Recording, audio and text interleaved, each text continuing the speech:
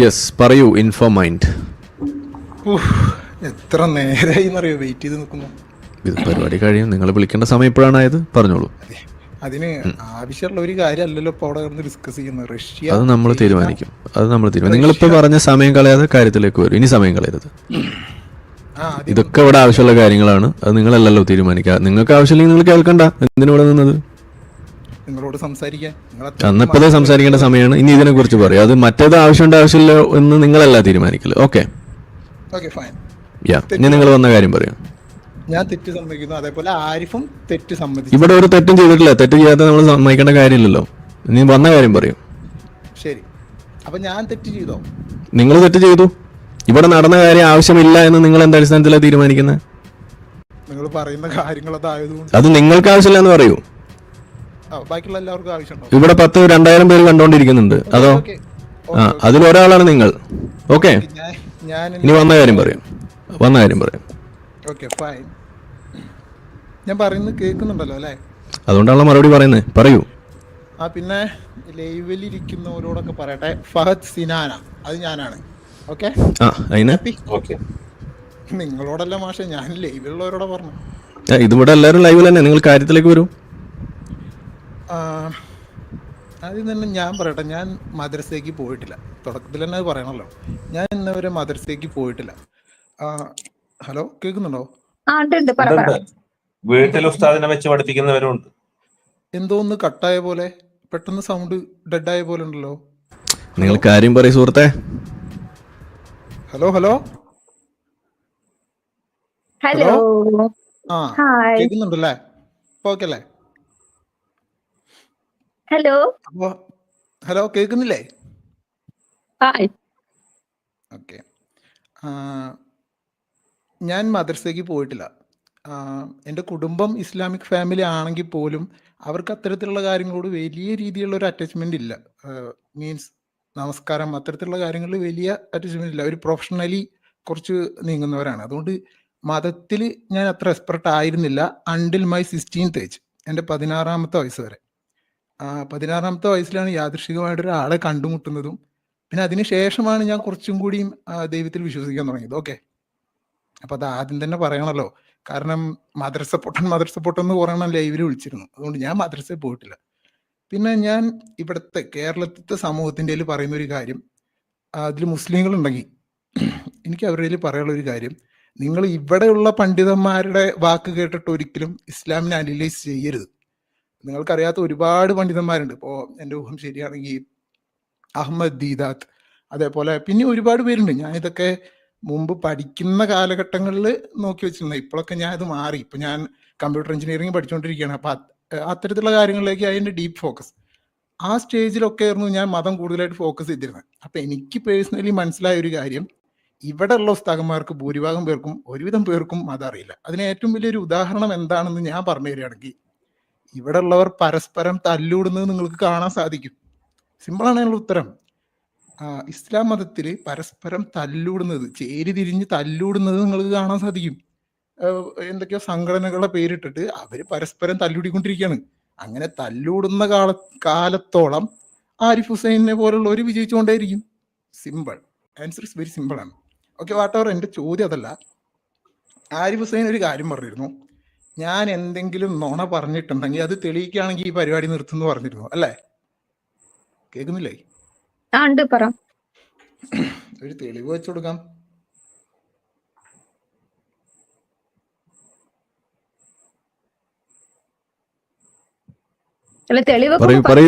ഉത്തരം പറയാൻ പറ്റുമോ? അല്ലല്ല, ആരിഫ് അങ്ങനെ പറഞ്ഞിട്ടുണ്ടോ ഇല്ലെന്ന് സമ്മതിക്കാൻ പറയോ?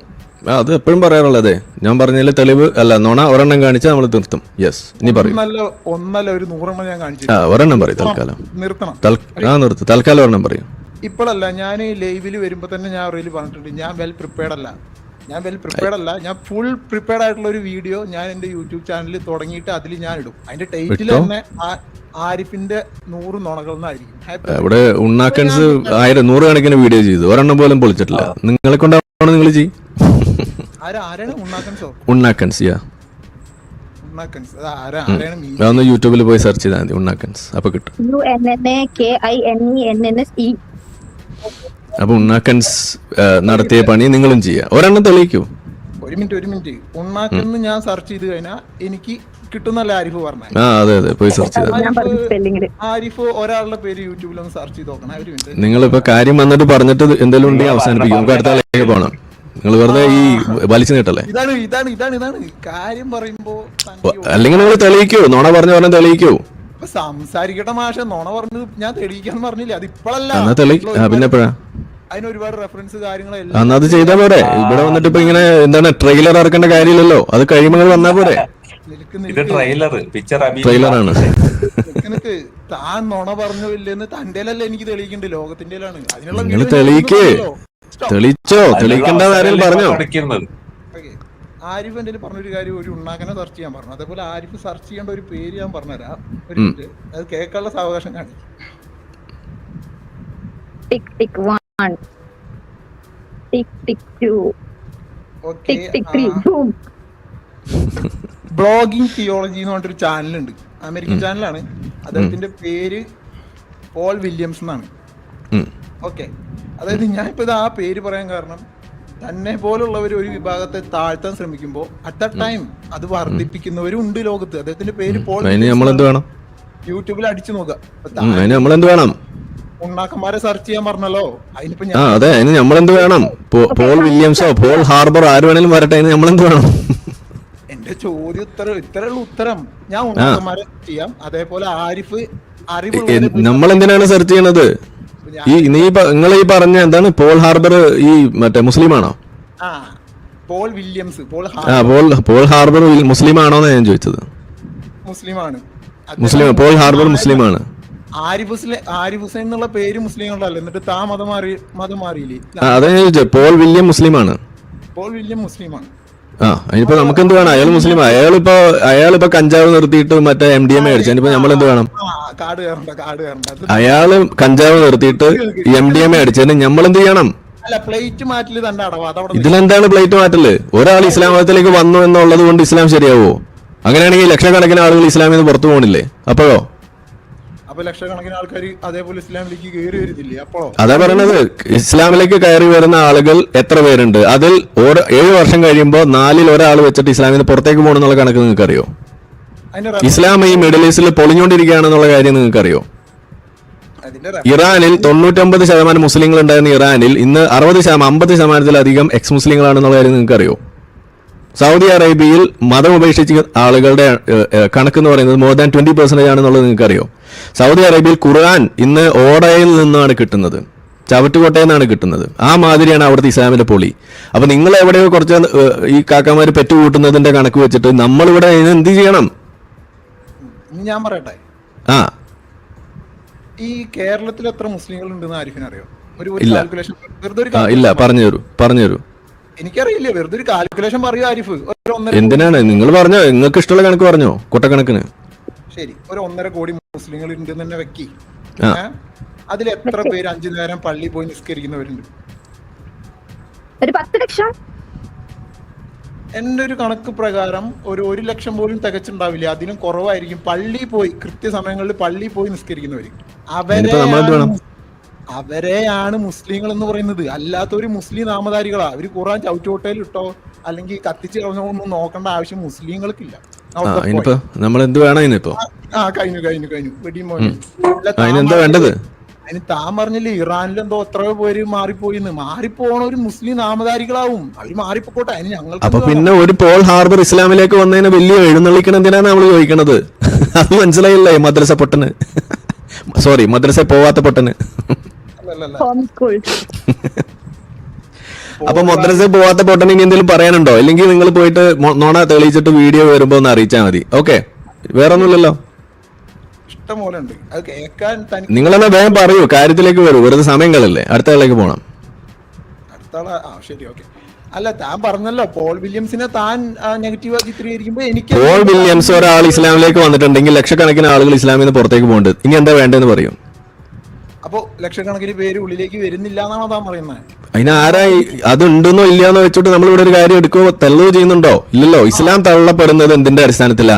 മുഹമ്മദ് നബി ഒരു കാട്ടുകള്ളനും ഒരു അറേബ്യൻ കൊള്ളക്കാരനും ആയതിന്റെ പേരിലാണ്.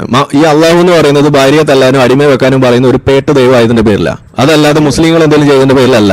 അതിനിപ്പോ ഒരു പോൾ ഹാർബർ ഇങ്ങോട്ട് വന്നു എന്നുള്ള കണക്ക് പറഞ്ഞുകൊണ്ട് ഇവിടെ എന്താ ഇപ്പൊ എടുക്കേണ്ടത് നമ്മള്? അപ്പൊ താൻ വിട്ടൊരു കാര്യമുണ്ട്. മുഹമ്മദ് നബി വ്യഭിചാരി കൂടിയാണ് അല്ലേ? വ്യഭിചാരിയും കൂടിയാണ്, അടിമയെ പൂശിയിട്ടുണ്ട്. അതും ഭാര്യയെ പറ്റിച്ച് പുറത്തേക്ക് വിട്ടിട്ട് സ്വന്തം ഭാര്യയുടെ കട്ടലിൽ ഇട്ടിട്ട് അടിമയെ പൂശിയിട്ടുണ്ട്. എന്ത് വേണം? പൂശിയിട്ടുണ്ട്. ഓക്കെ. പിന്നെ ഒരുപാട് വിവാഹം കഴിച്ചിട്ടുണ്ട്. എത്ര വിവാഹം? 9 വിവാഹം. എത്രയെന്ന് അറിയില്ല, കുറെ എണ്ണമുണ്ട്. ഒരു 1000 എണ്ണെങ്കിലും ഉണ്ടാവും. 1000 ഒന്നുമില്ല, അത്രയ്ക്ക് നീചനല്ല. 16ാമത്തെ വയസ്സിൽ എഴുത്തും വായന പഠിക്കാൻ തുടങ്ങിയതാണോ അതോ മതബോധനം 16ാമത്തെ വയസ്സിൽ തുടങ്ങിയതാണോ? എന്താ മനസ്സിലായില്ല. സോറി, ഒരെണ്ണം ഞാൻ പറയാൻ വിട്ടേ. 6ാം വയസ്സിൽ കെട്ടി 9ാം വയസ്സിൽ പൂശിയുണ്ട്. ഒരു കുട്ടികളെ പൂശുന്ന ചങ്ങാതിയും കൂടിയാണ്. ഇനി എന്താ വേണ്ടേ? ഞാൻ ഒരു ചെറിയൊരു സംശയം കൂടി ഒന്ന് ഞാൻ ചോദിച്ചോക്കട്ടെ. കൃഷ്ണൻ 8 ഭാര്യമാരുണ്ട്. കൃഷ്ണൻ മാനവരിൽ മഹോന്നതനാണോ? അഷ്ടഭാര്യ എന്നാണ് അവരുടെ പേര്. കൃഷ്ണൻ അപ്പിയിട്ട പോലെ അപ്പിയിടാൻ ഹിന്ദുക്കളോട് ആരെങ്കിലും പറഞ്ഞിട്ടുണ്ടോ? അതേപോലെ ആരും പറഞ്ഞില്ല. കൃഷ്ണൻ അപ്പിയിട്ട പോലെ ഇരുന്ന് അപ്പിയിടാൻ ഹിന്ദുക്കളോട് ആരെങ്കിലും പറഞ്ഞിട്ടുണ്ട്? എന്നാൽ മുഹമ്മദ് നബി ഇരുന്ന് അപ്പിയിട്ട പോലെ അപ്പിയിടുന്നതാണ് മുസ്ലിങ്ങളോട് പറയുന്നത്. വെറുതെ എന്തിനാ കൃഷ്ണന്റെ ഭാര്യയിലേക്ക് ഈ മുഹമ്മദിനെ കൊണ്ടുവരുന്നത്? എന്തിനാ പൊന്ന് എന്റെ മദ്രസയിൽ പോവാത്ത പൊട്ട ഈ പണിക്ക് നിൽക്കുന്നത്? കൃഷ്ണൻ മാനവരിൽ മഹോന്നതനാണെന്ന് എവിടെയെങ്കിലും പറയണ്ടോ? കൃഷ്ണൻ മാനവരിൽ മഹോന്നതനാണെന്ന് എവിടെയെങ്കിലും പറയുന്നുണ്ടോ? എന്റെ ചോദ്യം കേൾക്കൂ. അതന്നെ ഞാൻ ചോദിക്കുന്നത്. കൃഷ്ണൻ ഇവിടെ കൊണ്ടുവരേണ്ട കാര്യമില്ല. കാരണം എന്താ? കൃഷ്ണൻ മാനവരിൽ മഹോന്നതനാണെന്ന് ഈ ഹിന്ദുക്കളെ പഠിപ്പിക്കുന്നുണ്ടോ? ഹിന്ദുക്കളെ പഠിപ്പിക്കുന്നുണ്ട്. എവിടെ പഠിപ്പിക്കുന്നുണ്ട്? കൃഷ്ണൻ അപ്പിയിട്ട പോലെ ഇരുന്ന് അപ്പിയിടണമെന്ന് ഏത് ഹിന്ദു ഇവിടെ പറയുന്നത്? ഏത് കിതാബിലാ പറയുന്നത്? ഒന്ന് പറഞ്ഞേ. മുഹമ്മദ് നബി പൂശിയത് താൻ കണ്ടിട്ടുണ്ടോ? മുഹമ്മദ് നബി പൂശിയത് ഹദീസിലുണ്ടല്ലോ. ഹദീസിൽ ആരാ എഴുതി വെച്ചത്? ഖുറാനിൽ എഴുതി വെച്ചിട്ടുണ്ട്. പിന്നെയാണോ? ഖുറാനിൽ എഴുതി വെച്ചോന്ന് എനിക്ക് കാണിച്ചു തരും. മുഹമ്മദ് നബി പൂശിയിട്ടുണ്ടെന്ന്. അതിന് കുറച്ച് പ്രിപ്പയർ ചെയ്യാൻ കുറച്ച് സമയം വേണം. ഞങ്ങൾ വീഡിയോ ഇടുമ്പോ അറിയിക്കാം. ഓക്കെ, അതേ പ്രിപ്പറേഷൻ തന്നെ എനിക്കും വേണം. തന്റെ എന്നാ പോയിട്ട് വാ. തൽക്കാലം ഇവിടെ ഒരു വീഡിയോ, ഒരു ഉസ്താദ് പറയുന്ന ഒരു വീഡിയോ നമുക്ക് അങ്ങ് പ്ലേ ചെയ്താളയാം. എന്ത് പറയുന്നു? ഇസ്ലാമിനെ രക്ഷിക്കാൻ വേണ്ടി എന്ത് പറയുന്നു? എന്ത് പറയുന്നു? സൗകര്യല്ലേ? തൽക്കാലം ഹഫ്സയെ പറ്റിച്ചിട്ട് സ്വന്തം കട്ടിൽ ഇട്ടിട്ട് പൂശിയ കഥ നമുക്ക് ആദ്യം ഒന്ന് കേട്ട് കളയാം. മുഹമ്മദിനെ ഇങ്ങനെ ഇത് എയറിലാക്കാൻ ഇതുപോലെ ഇസ്ലാം രക്ഷകർ ഒരുപാട് വരും. അതാണ് അതിന്റെ ഒരു ബ്യൂട്ടി. അതാണ് നമ്മൾ 3 വയസ്സിൽ തന്നെ പഠിക്കാൻ പറ്റണമെന്ന് പറയുന്നത്. 16 ആകുമ്പോൾ അവനെ വരെ വെയിറ്റ് ചെയ്തത് പ്രശ്നം. ഏതായാലും ഞാൻ ഇത്ര നാള് മദ്രസയിൽ പോയ പൊട്ടന്മാരെ കണ്ടിട്ടുള്ളൂ. മദ്രസയിൽ പോകാത്ത പൊട്ടനാതെ ഭയങ്കര സ്ട്രാറ്റജിക്കലായിട്ട് ഞാൻ ചെറുതിലെ മദ്രസയിൽ പോയിട്ട് ഞാൻ ബ്രെയിൻ വാഷ് ചെയ്യപ്പെട്ട ഒരാളല്ല എന്നൊക്കെ പറഞ്ഞ് 16ാം വയസ്സിൽ ബോധം വന്നതിന് ശേഷം ഇത് ഇസ്ലാം എന്താണെന്ന് മനസ്സിലാക്കിയ ഒരാളാണ് ഞാൻ എന്നെല്ലാം പറഞ്ഞിട്ട് വന്നതാണ്. എന്നിട്ട് അവസാനം ഇവിടെ എത്തി. ഒരു മിനിറ്റ്, നമുക്ക് നമ്മുടെ ആവശ്യം എന്താണ്, ഇസ്ലാം എന്താണെന്ന് കേൾവിക്കാർക്ക് അറിയലാണല്ലോ. അത് നീ എന്നെ അറിയിച്ചു കൊടുക്കുന്നുണ്ട്. ഇതിലൂടെ ഉരുളാനൊന്നുമില്ല. ജസ്റ്റിസ് ആപ്പിന്റെ ഞാൻ ഒരു കാര്യം ചോദിച്ചോട്ടെ. ആ ഇരിക്കുന്ന വ്യക്തി ഒരു മതത്തിലും വിശ്വസിക്കാത്ത ആളല്ലേ? ആണോ? അല്ലേ? ഏത് വ്യക്തി? ആരിഫ്. ഇവിടെ ഇരിക്കുന്ന എല്ലാരും ഒരു മതത്തിലും വിശ്വസിക്കാത്ത ആളുകളാ.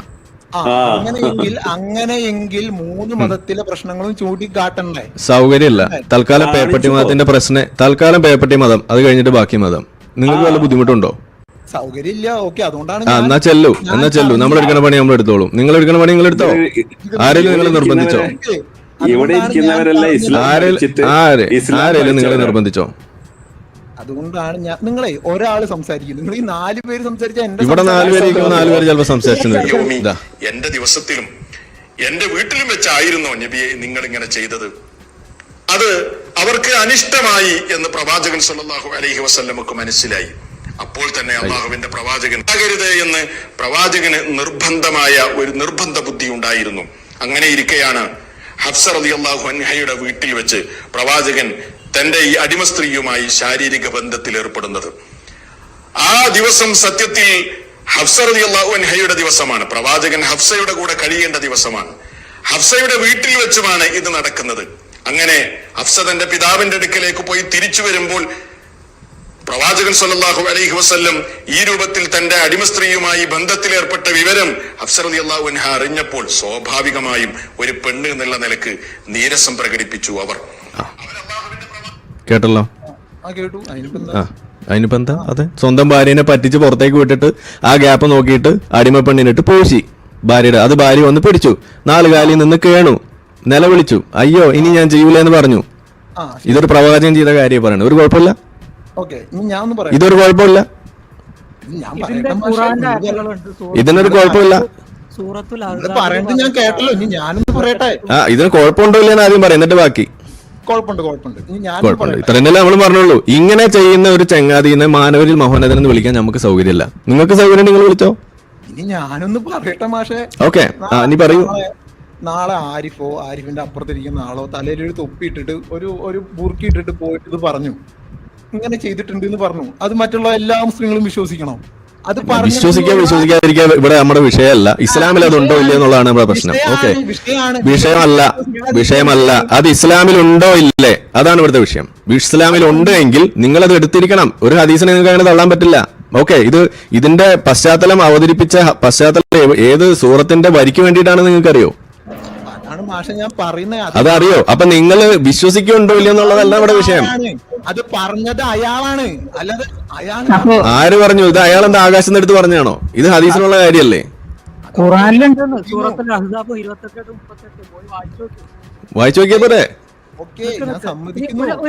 പിന്നെന്താ പ്രശ്നം? ഞാനൊരു കാര്യം പറയട്ടെ. നിങ്ങൾ ഖുറാനില് കാട് കയറുന്നുണ്ടല്ലോ, ആ അടിമ സ്ത്രീ ആയിട്ടുള്ള ആ സംഭവം അത് എനിക്ക് അധികം ഓർമ്മയില്ല. ഞാൻ പറഞ്ഞല്ലോ 2 കൊല്ലം പോയി പഠിക്ക്, അതല്ല വേണ്ടേ? അടിമത്ത സമ്പ്രദായം ഇല്ലാതാക്കാൻ വേണ്ടിയാണ് അടിമത്ത സ്ത്രീകളെ, അതായത് പിന്നീട് അവർക്ക് ആ ചരട് ഇവിടെ എടുക്കില്ല കേട്ടോ. മുഹമ്മദ് നബി റിലീസ് ചെയ്ത അടിമയെ തിരിച്ചു പിടിച്ച് അടിമയാക്കിയിട്ടുള്ള വ്യക്തിയാണ്. അപ്പൊ അതുകൊണ്ട് ആ ഉടായ്പൊന്നും ഇവിടെ എടുക്കില്ല. ഓക്കെ, റിലീസ് ചെയ്ത അടിമയെ പിടിച്ച് നീ എന്തിനാണ് അടിമയെ വിട്ടയച്ചതെന്ന് ചോദിച്ചുകൊണ്ട് അടിമത്ത വ്യവസ്ഥിതിയെ മോചനത്തെ നിരുത്സാഹപ്പെടുത്തി അടിമത്ത വ്യവസ്ഥയെ റീഇൻഫോഴ്സ് ചെയ്ത ആളാണ് മുഹമ്മദ് നബി. അതിനുള്ള തെളിവുകളൊക്കെ ഇവിടെ ഉണ്ട്, ഹദീസ് ഇവിടെ ഉണ്ട്. ഇതൊക്കെ പലതവണ നമ്മൾ പറഞ്ഞിട്ടുള്ളതാണ്. നിങ്ങളിതൊന്നും അറിയാതെ ഇവിടെ വന്ന് നിന്നിട്ട് നിങ്ങളുടെ ഈ ഒരു മദ്രസയിൽ പോകാത്ത ആ വിജ്ഞാനം വെച്ചുകൊണ്ട് ഇവിടെ വന്ന് നടക്കാൻ നിൽക്കരുത്. അതേ നമ്മൾ പറയുന്നുള്ളൂ. സമയം കളയരുത് പ്ലീസ്. ശരി. അല്ല, ഞാൻ ഇത് ഇപ്പൊ പറയുന്ന കൂടി കേട്ടിട്ട് നിങ്ങൾ എനിക്ക് ചോദ്യങ്ങൾ ചോദിക്കാനുള്ള ഒരു അവസരം തരണം. ഞാൻ ഇപ്പൊ പറയുന്നത് എന്തെന്ന് വെച്ച് കഴിഞ്ഞാൽ, ഇപ്പൊ താൻ പറയുന്നത് മാത്രമാണ് ശരിയെന്ന് ഞാൻ അപ്പാടെ വിശ്വസിക്കണോ, അല്ലെങ്കിൽ ഇപ്പൊ കേൾക്കുന്നവർ വിശ്വസിക്കണോ? ഞങ്ങൾക്കൊരു ഡീപ് സെർച്ച് നിങ്ങൾക്ക് പോയി അന്വേഷിക്കാലോ. നിങ്ങൾ അന്വേഷിക്കാതെ ഇതൊന്നും ഇസ്ലാമിൽ ഇല്ല എന്ന് പറയുന്ന എന്ത് അടിസ്ഥാനത്തിലാണ് നമ്മൾ ചോദിക്കണേ? ഞാൻ പറഞ്ഞിട്ടില്ല ഇസ്ലാമിൽ ഇല്ലാന്ന്, ഞാൻ പറഞ്ഞിട്ടില്ല. അപ്പൊ ഇസ്ലാമിൽ ഉണ്ട്, ഉള്ളതാണ് നമ്മളിവിടെ പറഞ്ഞത് നിങ്ങൾക്ക് സമ്മതമാണോ? അത് പറഞ്ഞത് ഒരു പണ്ഡിത അല്ലെങ്കിൽ ഏതോ ഒരു മുസ്ലിം ഞാൻ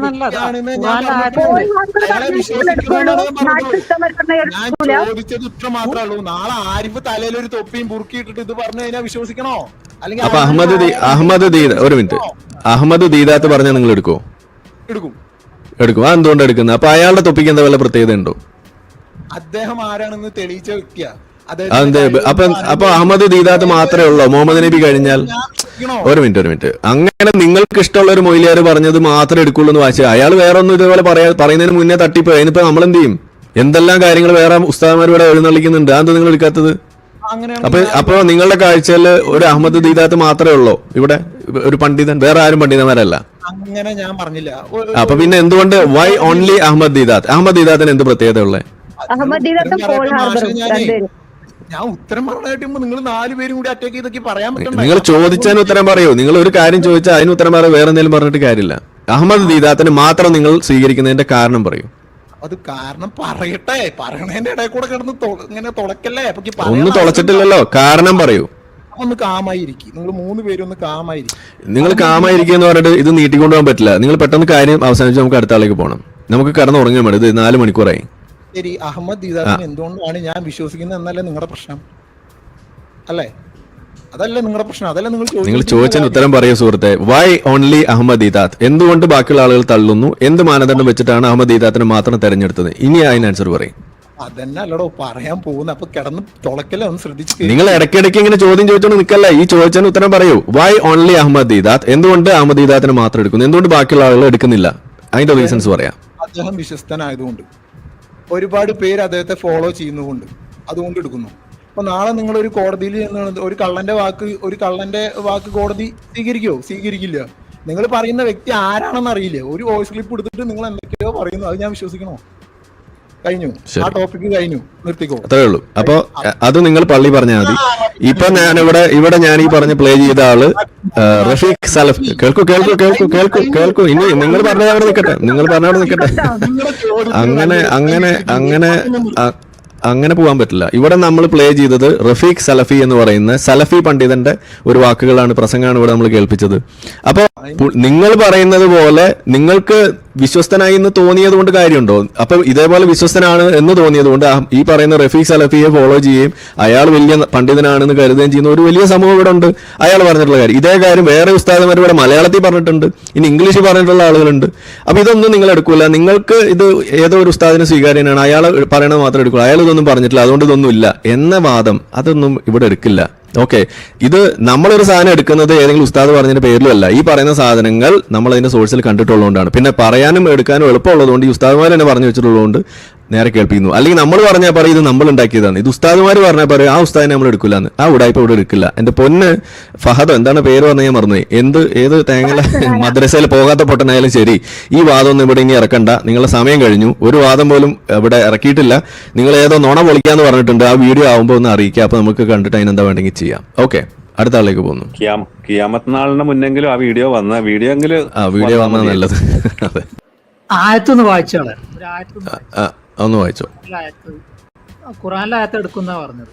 ഖുറാനിലെ സൂറത്ത് നിസാ, സ്ത്രീ എന്നാണ് പേര് സൂറത്തിന്റെ. അപ്പോ ആ സ്ത്രീ എന്ന് പറയുന്ന സൂറത്തില് നാലാമത്തെ സൂറത്താണ്, 24-ാമത്തെ വേഴ്സിൽ പറയുന്നുണ്ട് തുടക്കം വൽ മുഹ്സനാത്തി മിനൽ നിസായി ഇല്ലാ മാ മലക്കത്ത് അയ്മാനുക്കും.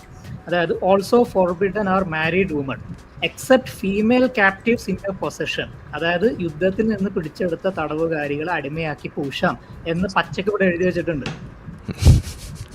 നമുക്ക് അത് പറഞ്ഞപ്പോഴാ ഈ വീഡിയോ ഒന്ന് കണ്ടു കളയാം. എങ്ങനെയാണ് ഹഫ്സേനെ ഒളിപ്പിച്ച് പൂശിയെന്നുള്ളത് കേൾക്കാലോ. ഫഹദ്, മദ്രസയിൽ പോകാത്ത പൊട്ടൻ കേൾക്കുന്നുണ്ടെങ്കിൽ ഇതേ കണ്ടോ. It was Hafsa's turn to sleep with the Prophet. Her maid Maria Kuptia was also in her room when Prophet walked in. Maria was a gift from the king of Alexandria for Prophet Muhammad. She was a very attractive and voluptuous young teenager. She aroused carnal desires in any man who looked at her.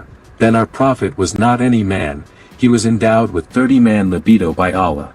Bukhari, Volume 1, Book 5, number 268, narrated Qatada. Muhammad നബി ഇങ്ങനെയൊക്കെ ചെയ്തിട്ടുണ്ടോ എന്നുള്ള ഇത്ര ശക്തി ഉണ്ടോ? അതെ, ഹദീസാണ് കാണിക്കുന്നത്, പോയി തപ്പുക. Okay. Prophet was given the sexual strength of 30 men. Hafsa, your dad is looking for you in his house. Oh, okay Rasulullah, I'll come to him. To be alone with Maria, Prophet sent Hafsa to her dad's house with a phony excuse that Umar wanted to see her. Dad is calling. ബാപ്പാനെ പറഞ്ഞു, ബാപ്പാടെ പേര് പറഞ്ഞ് ഹഫ്സയെ പുറത്തേക്ക് വിട്ടു.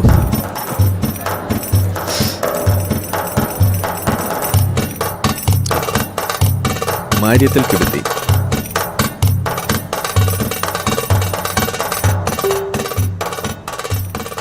Mom, where is Dad? He has gone to the Al-Manasi field near Bakia to defecate.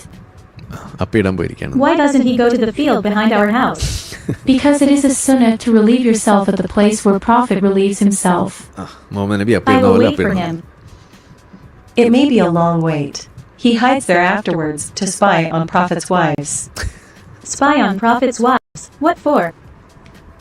To make sure they are veiled according to Quran, Surah Al-Azab, verse 59, when they come to relieve themselves. As you know, this verse was sent by Allah at your dad's request. Shahi Bukhari, Volume 8, Book 74, number 257. Narrated Aisha, Umar bin Al-Khattab used to say to Allah's apostle, "Let your wives be veiled." But he did not do so. Sorry. The wives of the Prophet used to go out to answer the call of nature at night only at Al-Manasi. Once Sauda, the daughter of Zameh, went out and she was a tall woman. Umar bin Al-Khattab saw her while she was defecating in a group and said, "I've recognized you, O Sauda." Cover yourself better, it's Allah's order. Ah, Umar, what are you doing here? Are you watching me? Astaghfirullah, what's wrong with you? How disgusting. Shahi Bukhari, ഇതാണ് Volume 1, അപ്പിക്കുപ്പായത്തിന്റെ Book 8, ആയത്ത് number കേട്ടോ. 395. Narrated Umar bin al-Khattab. Allah agreed with me on 3 things and revealed verses. One of them was the verse of the veiling of the women. Well, I can't wait that long. It is my turn with Prophet. He must be in bed waiting for me.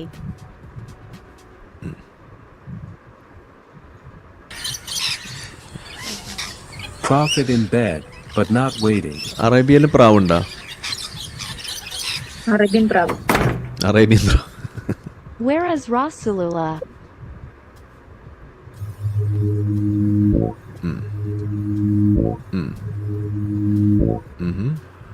Maria.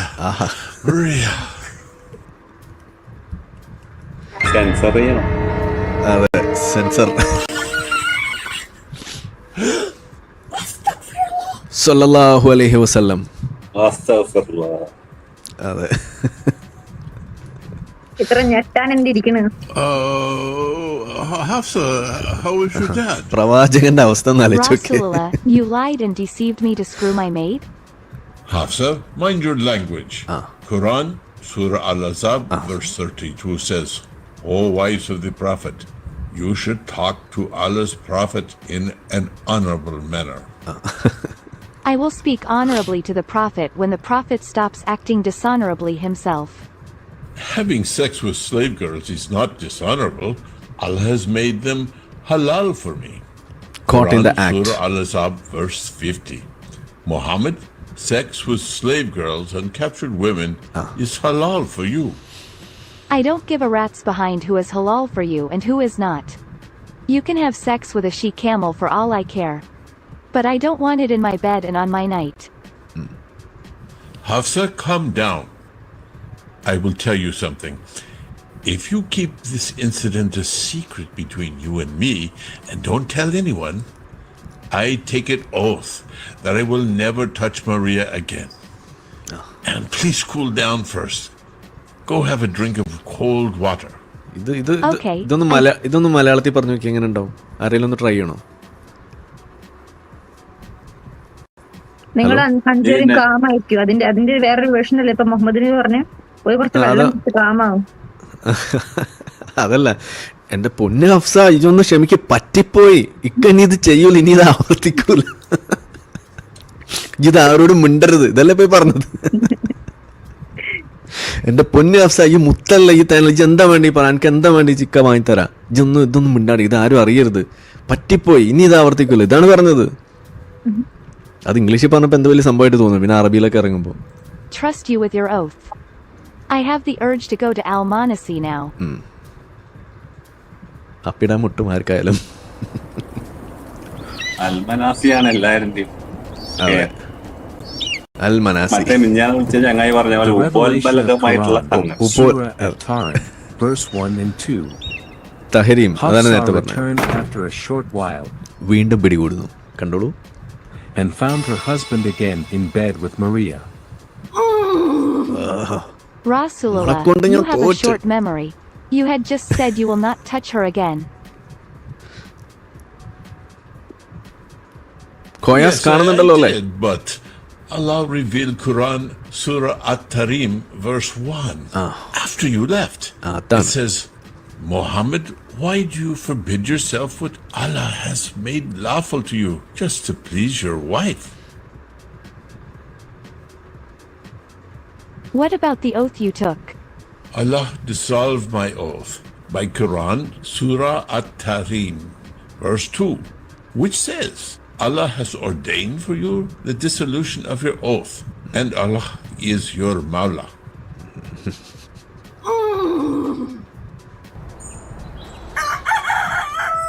അവിടെ കോഴിയുടെ correct sound, കോഴി. Next morning when Prophet returned from Fajr prayer, his wives gave him. Yes, എന്തായാലും ഈ ബാക്കി ഇതിൻ്റെ ഇത് ഇത്രയേ വേണ്ടൂ, ബാക്കി പിന്നെ നിങ്ങൾക്ക് പോയി കാണാം. കണ്ടല്ലോ, ഇതാണ് മുഹമ്മദ് ചെയ്തുകൊണ്ട് നടന്ന സാധനം. ഇതാണ് നമ്മളിവിടെ പറയുന്നുള്ളൂ. ഇത് കാണാതെ മദ്രസയിൽ പോയ പൊട്ടന്മാരായാലും ശരി, പോകാത്ത പൊട്ടന്മാരായാലും ശരി, രണ്ടുപേരും കണക്കാണെന്നുള്ളതാണ് നമ്മളിപ്പോൾ ഇവിടെ കണ്ടത്. അപ്പോൾ ഏതായാലും നിങ്ങൾ പോയി പഠിക്കുക, അതാണ് വേണ്ടത്. നമ്മളെ വീഡിയോ കണ്ടുകൊണ്ടിരിക്കുന്ന ആളുകൾ ചാനൽ സബ്സ്ക്രൈബ് ചെയ്തിട്ടില്ല എന്നുണ്ടെങ്കിൽ അത് ചെയ്ത് നമ്മളെ സപ്പോർട്ട് ചെയ്യുക.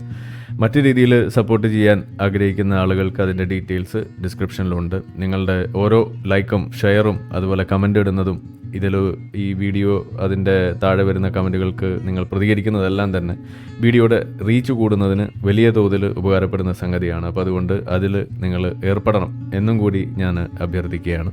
മറ്റുള്ള രീതിയിലുള്ള സപ്പോർട്ട് തുടർന്നും നിങ്ങളുടെ ഭാഗത്തുനിന്നുണ്ടാവും എന്ന് പ്രതീക്ഷിക്കുന്നു.